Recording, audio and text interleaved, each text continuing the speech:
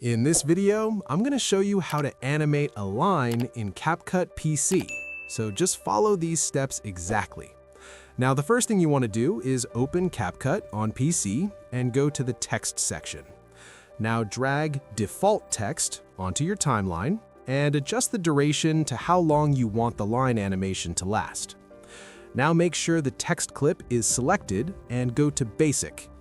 Now delete the text and replace it with multiple underscores like this. Now adjust the size and position of the line so it's exactly where you want it on the screen. Now once that's done, go to the Animation tab. Now under Animations, select Wipe Right.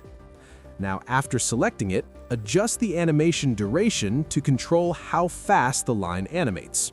Now play it back and you'll see the line animate smoothly across the screen. And that's it.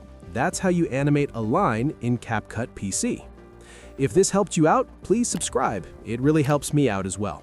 Thanks for watching, and I'll see you in the next one.